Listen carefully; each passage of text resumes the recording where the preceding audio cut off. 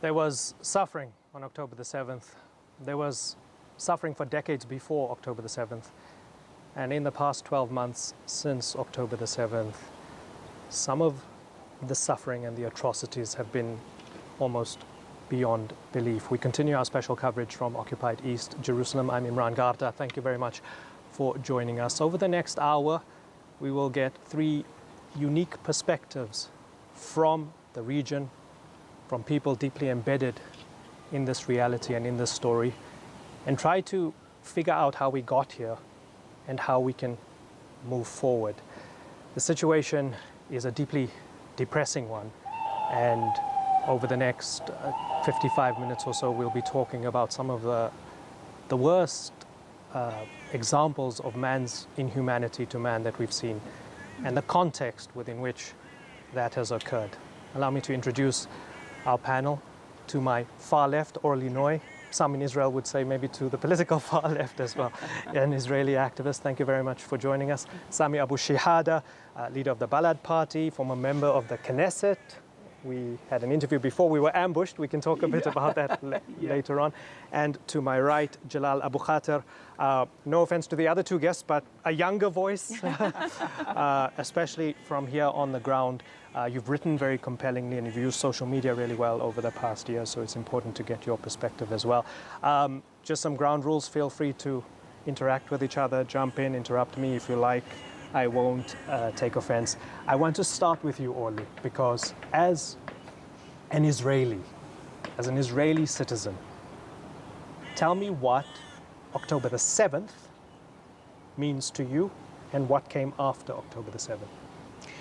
So October 7th was a day of total shock, more than anything. I mean, as the day went on and the reality started to unfold, it was beyond belief, and there was a tremendous amount of fear. And you know, Israel is a very small country, so we all immediately started looking for people that we knew that might have been there, and it was and then it turned into chaos, which to some degree is purposely maintained until today. I mean, as a collective, as a community, we were not given the opportunity to digest that trauma that the society went through on October 7th.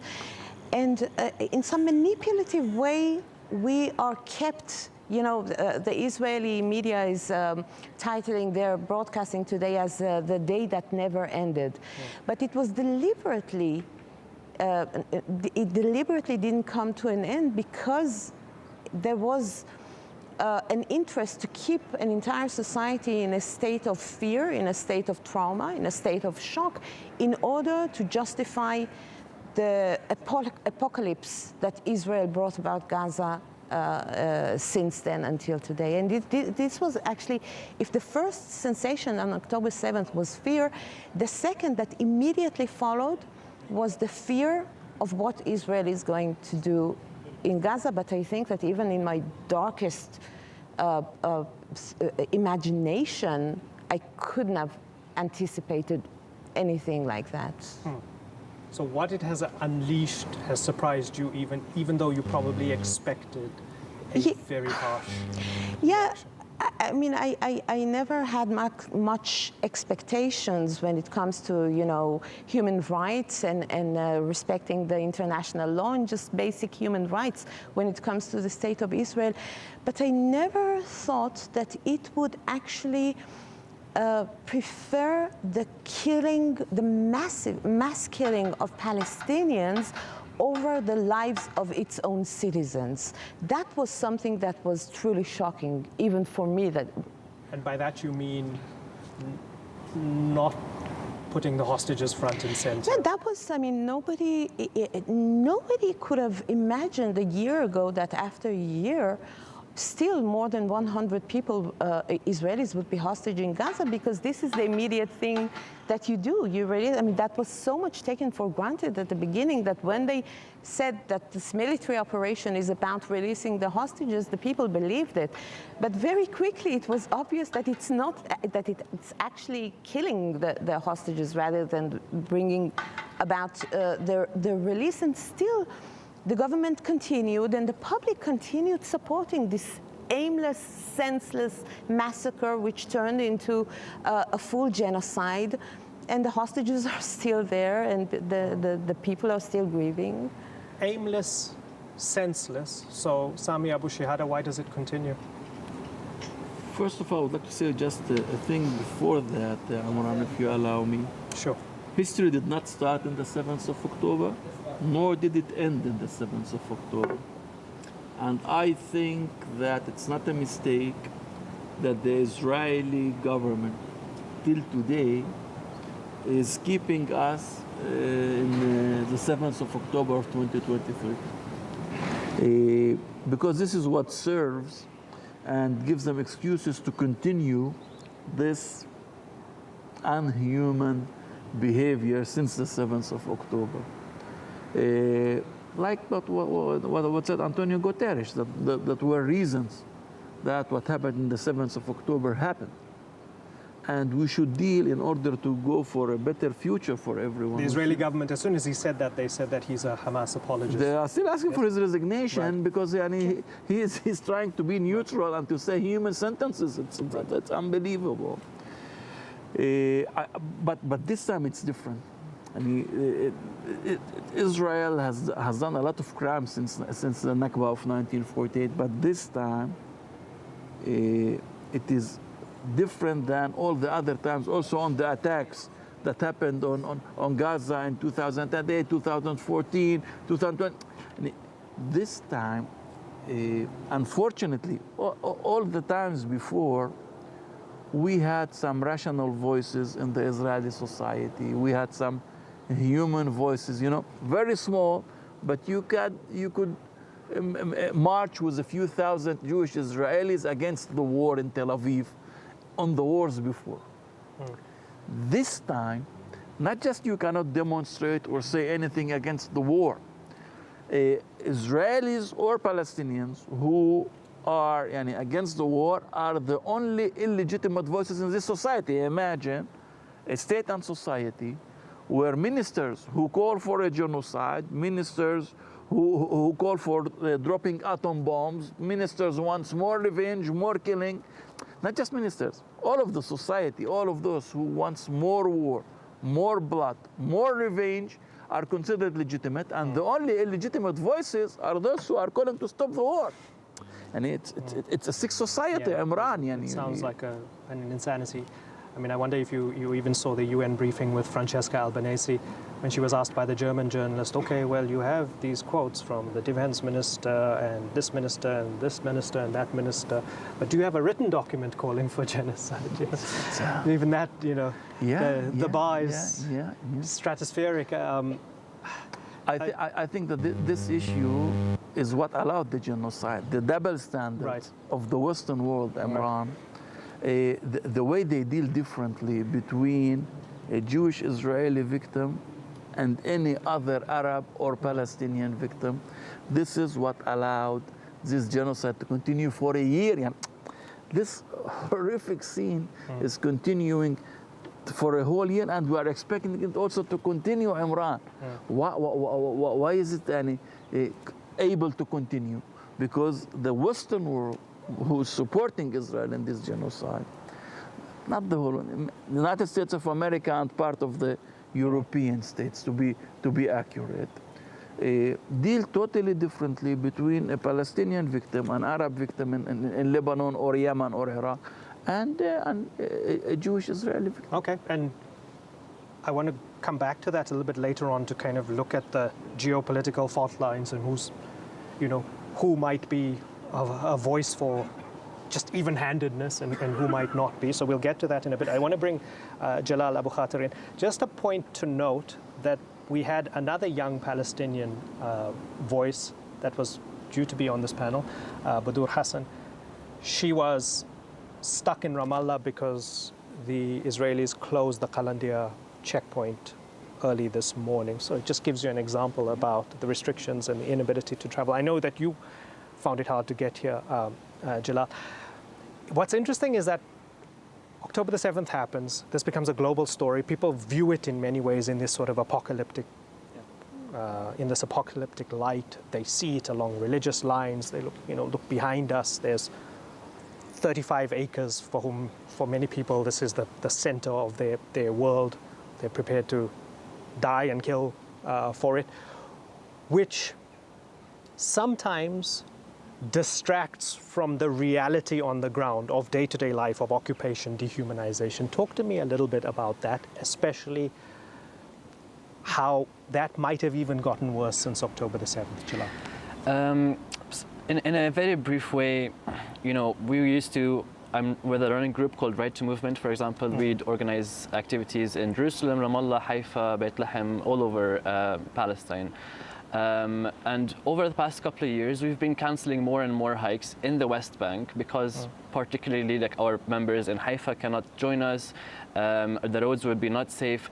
The reason was an increase in settler violence that's not predictable often, and closed checkpoints, military operations by the Israeli military. They raid Jenin, Tulkarem, other cities, refugee camps, and you would hear about 5 or 6 Palestinians killed. That was a reality, a daily reality that we were living through over the past, let's say, 2 years before October 7. Of course, this is just a situation of occupation and apartheid that was only becoming worse. And I'm 30 years old. I've been living here for 30 years. I've seen how things have changed. If things were ever good, they keep only getting worse. And when October 7 happened, it was as if this is the huge, the result of many years of impunity, many years of criminal activity. And we've always been, fearing that it's only getting worse. We feel like the attacks are getting worse. They're not being held accountable. Settlers are not held accountable.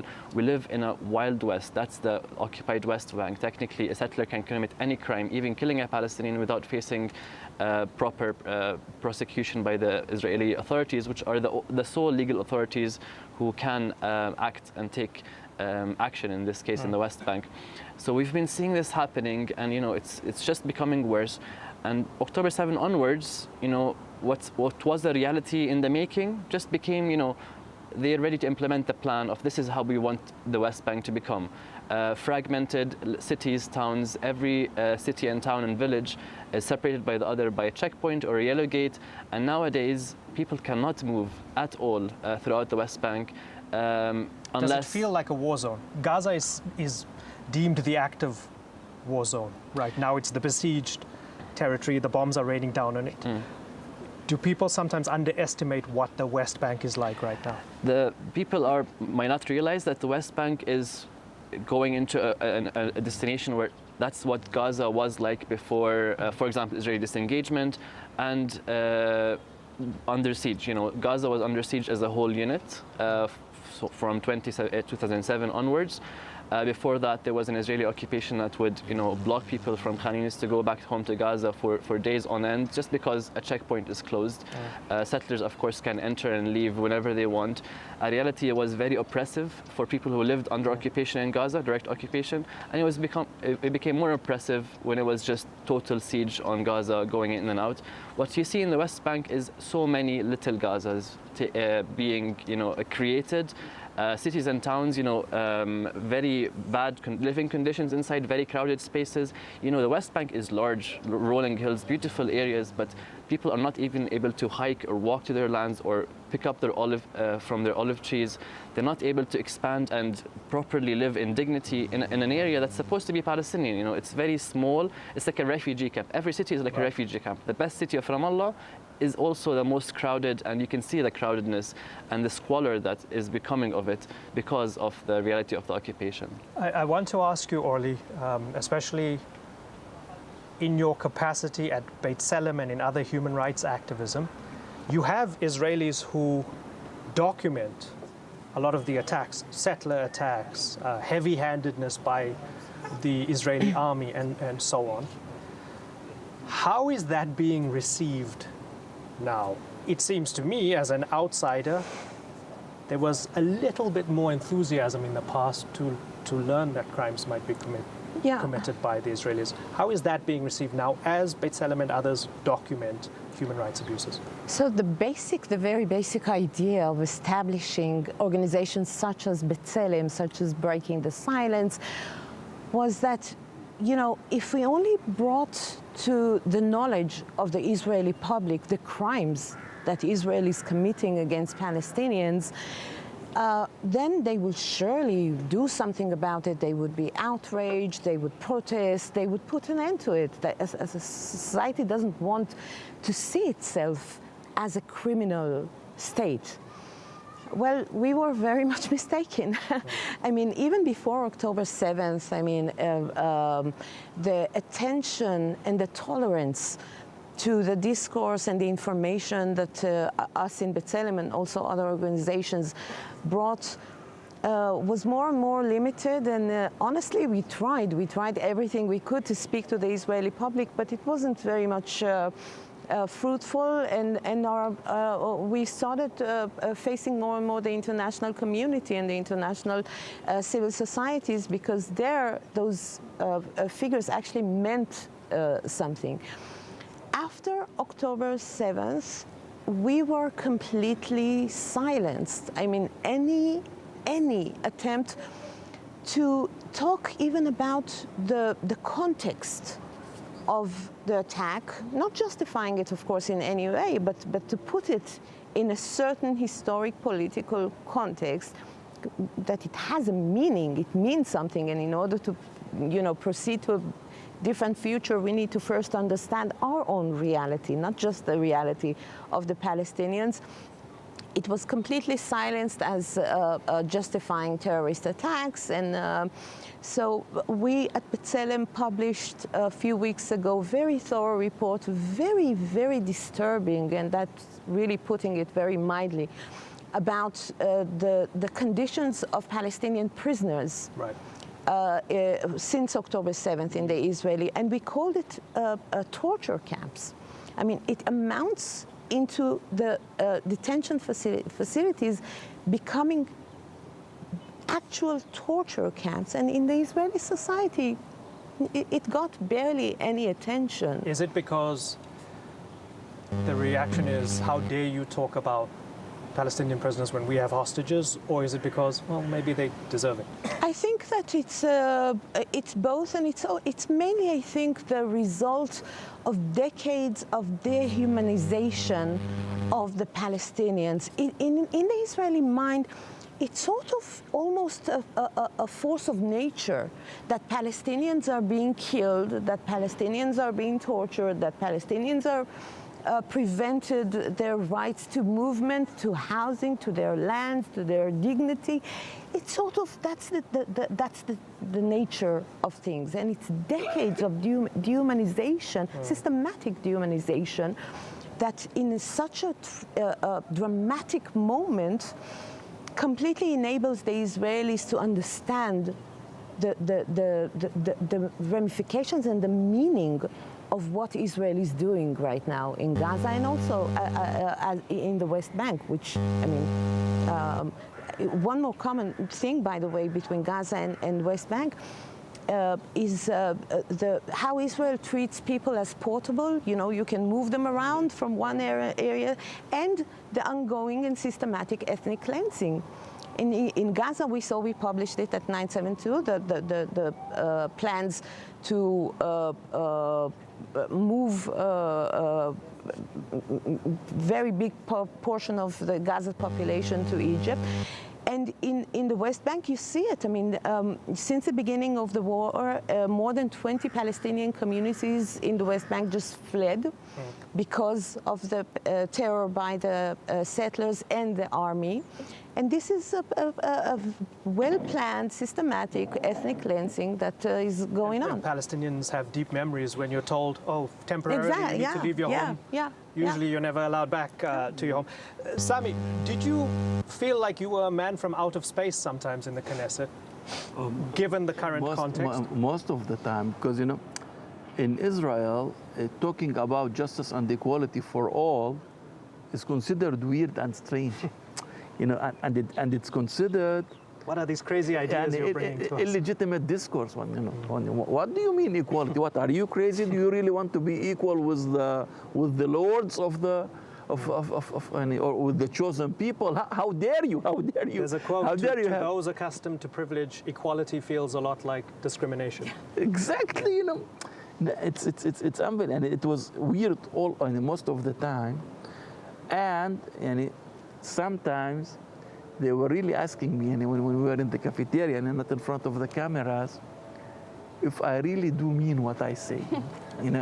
Seriously, in a serious talk with another member of the parliament, who would ask you seriously if you really are struggling for equality and justice for all. I mean, so there's this idea that among some on the radical right, and maybe it's not so radical anymore, that Palestinian Israelis or citizens of Israel who are Arab Palestinian are a danger, sort of fifth column. Tell me a little bit about that since October the 7th. Okay, before the 7th of October, Imran, there were different views regarding how to deal with the Palestinians in Israel. Things moved from the extreme Zionist left that we are unwelcomed guests in their homeland. And the extreme right said clearly that we should be expelled from here, okay? And this was the range from unwelcome guests to people that you should expel anytime. Since the 7th of October, you have this feeling from all the incitement happening by all different kinds of politicians and the Israeli media and the simple public and the Israeli audience in the streets, that there's a kind of consensus that any second this state can make a decision of ethnic cleansing all of the Palestinians, all of them, including those who are considered citizens, and nobody will do anything. There is incitement all the time against us, and the daily Israeli media. It's rarely that you hear anyone that tells them, guys, just a second, these are 20% of the Israeli citizens, or they have. And our citizenship since the 7th of October lost totally its meaning, and it's not defending us in anything or defending our rights in any of the systems of the state. It's not just the extreme right or Netanyahu or Ben-Gvir.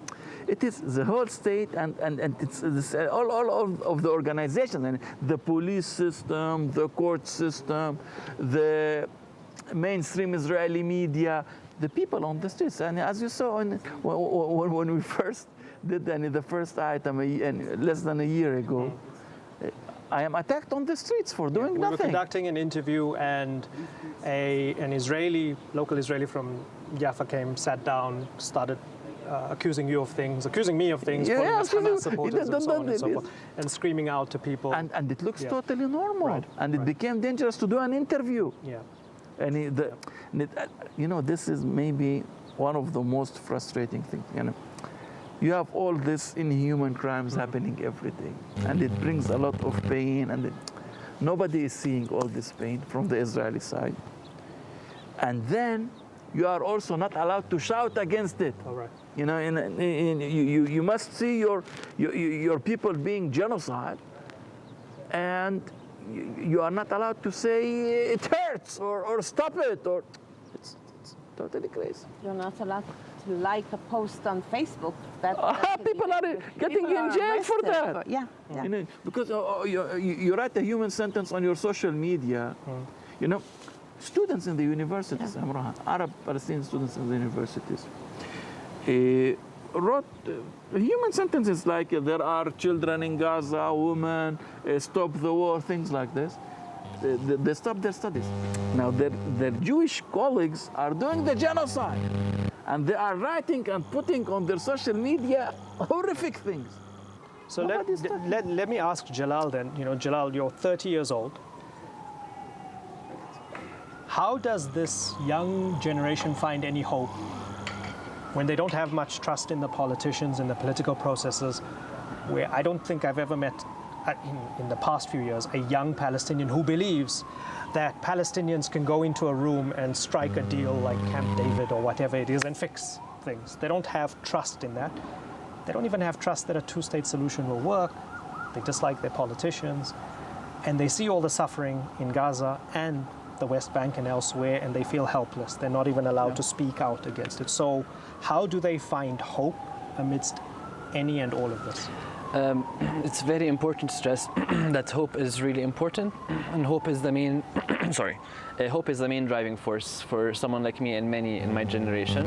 And hope was never about a two-state solution. That was never, what drove people to protest or to, claim their rights or to becoming more involved in the political process in any way or shape.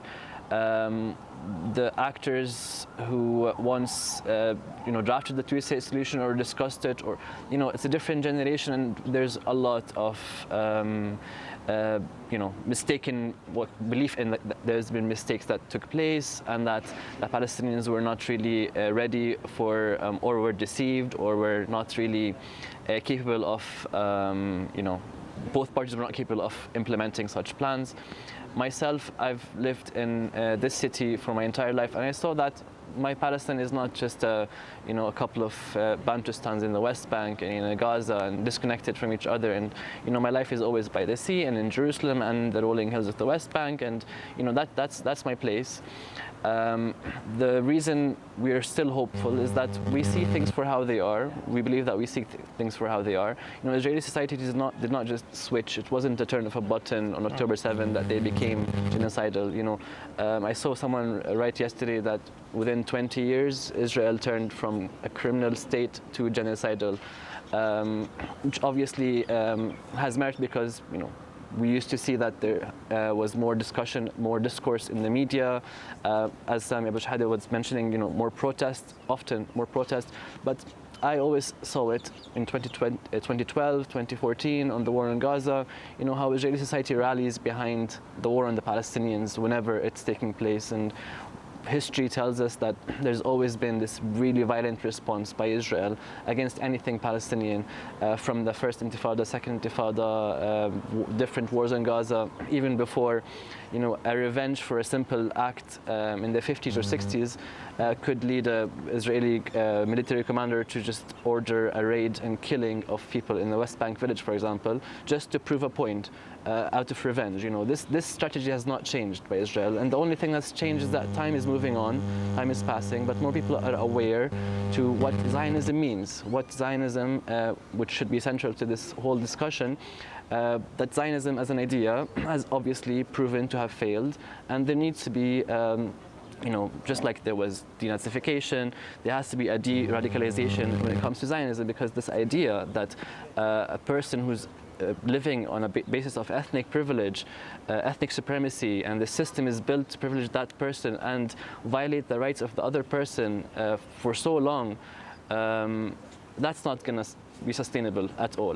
What is different is with us, we see that there is hope, there's a discourse change, people see Zionism for what it is. We should counter the ideology before we fight the people with truth. Eventually, humans cannot tolerate genocide at this scale. We never, repeating what you said earlier, we never thought this is going to last more than 2 or 3 months. I never thought this response by Israel would last longer, but the genocide is real. Gaza is wiped out. Palestinians, every single Palestinian feels a little bit dead inside, and I know this is a mutual feeling among all humans everywhere who are looking and seeing what's happening. This feeling will maintain some energy in every single person to keep fighting against this form of injustice, this systematic institution that's causing this much injustice against a whole people. And just like we've seen throughout history, whenever there's a genocide at this scale taking place, there will be a force of humanity that will fight against it. And I believe this will be the case. And first step is to see Zionism for what it is and find an alternative future that's based on humanity rather than ethnic privilege based on religious, historical, mythological, whatever you want to call it, histories. And I promise we're going to go to the international dynamics in a moment to pick up on what you said earlier on, Sami. I was having a conversation with a close friend of mine, and he mentioned South Africa. He's a Palestinian friend of mine, and he mentioned South Africa, and he said, a lot of Palestinians maybe saw your guys' solution, the South Africa solution, is something to look forward to, in terms of hope. But then he said, with everything that's going on now, it seems like this could be Algeria, this could be Vietnam, and that is, you're looking at massive slaughter on an unimaginable scale. This is one person, it's an anecdote, but this idea of hope and a picture of a future, is that being destroyed? And are the seeds for horrendous ugliness being planted day by day now for decades to come that we might not be able to fathom? This might look like peacetime compared to what might be able to come because of what's happening. Imran, first of all, hope is not a choice. And this is not talking about optimism and pessimism. For us, first of all, now, exactly in this very dark times, the most important thing is to keep some hope in order to be able to open any horizon, any kind of a horizon, for any kind of a solution, by the way. One-state solution, two-state solution, confederation, federation, I don't care what will be the political frame in my point of view. But you want the principle to be right. I want that any of the political solutions must be built on the values of justice and equality for all. Anyone, any of these, Again, everybody's talking about here. solutions. Yes, sir, man. There is no other choice out of this. We will not get out of this vicious circles of violence and revenge without a political solution that deals equally with everyone.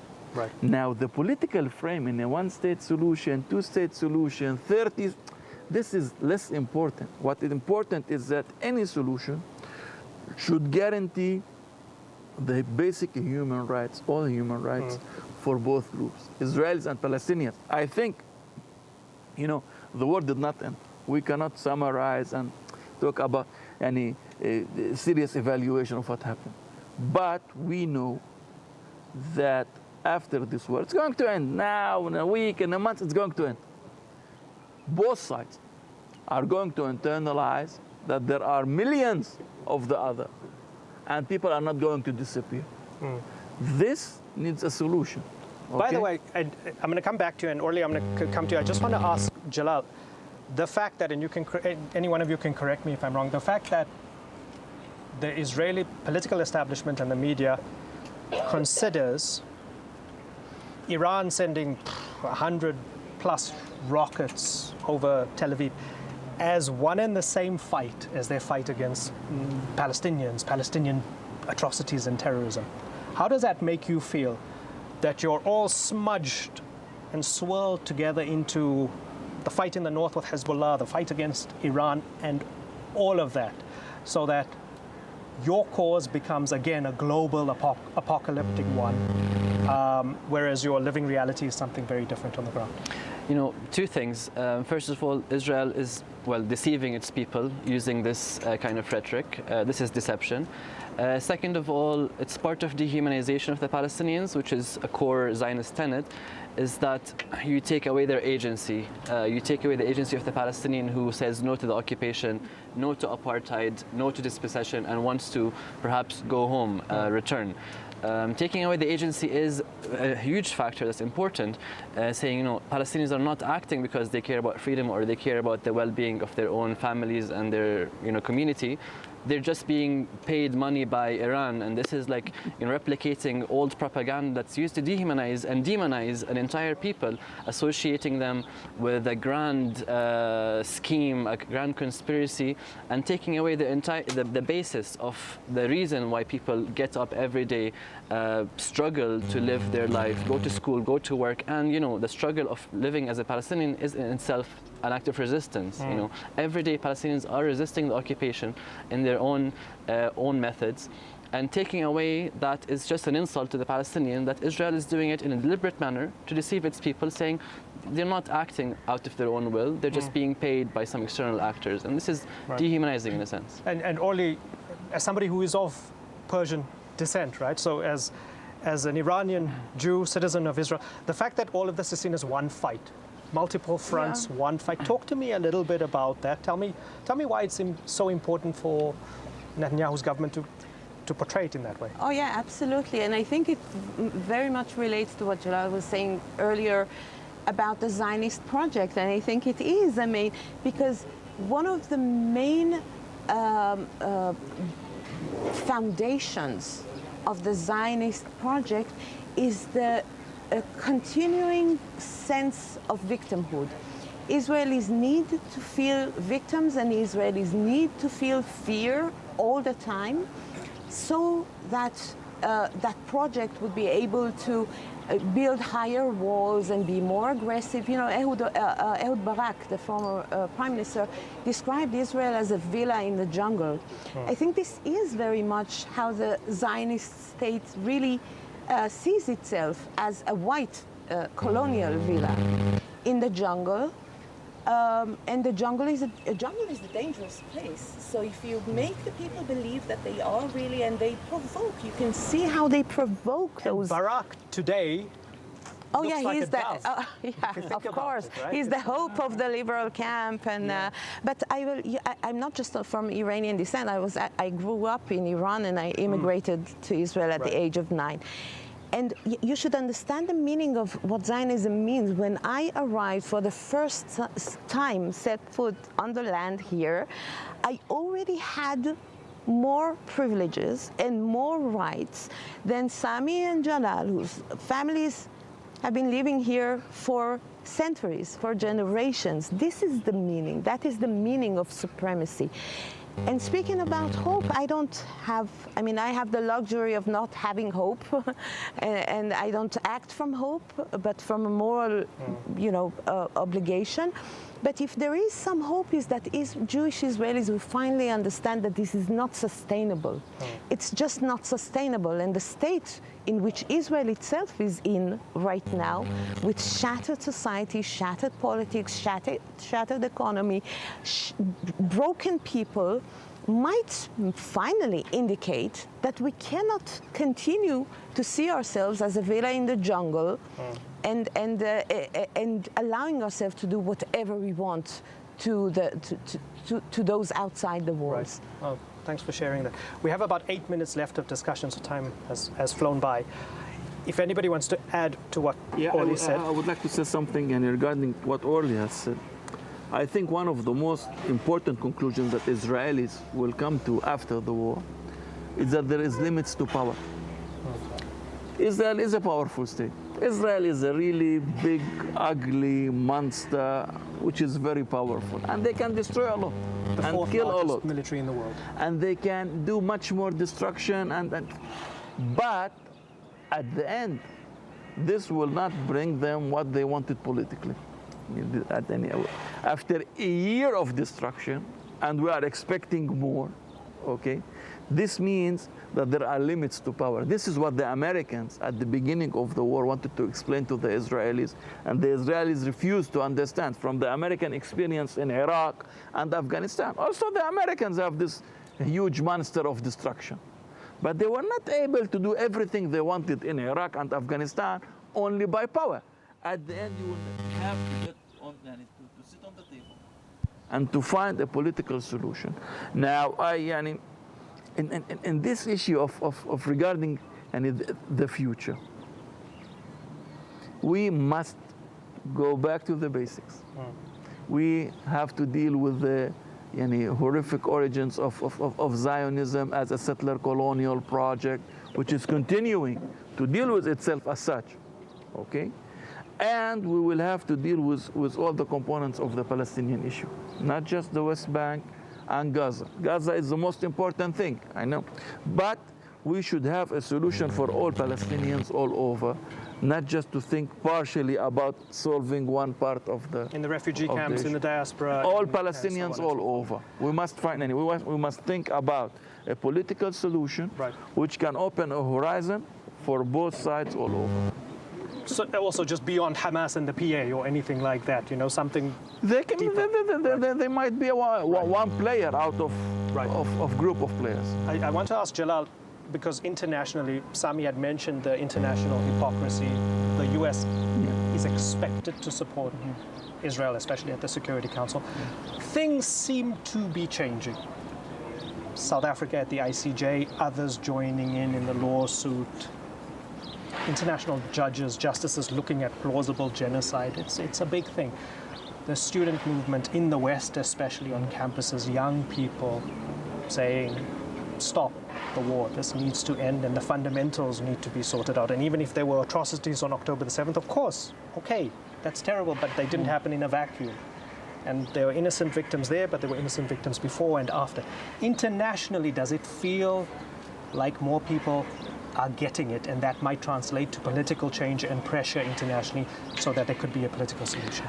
In my perspective, it's important that more people get it. It's always important that that's the case. However, if you look at just the start of this year, it was January 2024, and that's when the ICJ first provided its provisional measures.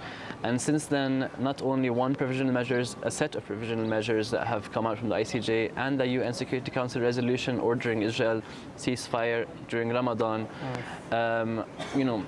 The international mechanisms have been exhausted to counter the most horrifying genocide that we've witnessed in our lifetime. It still continues, but is the dial, has it changed even slightly?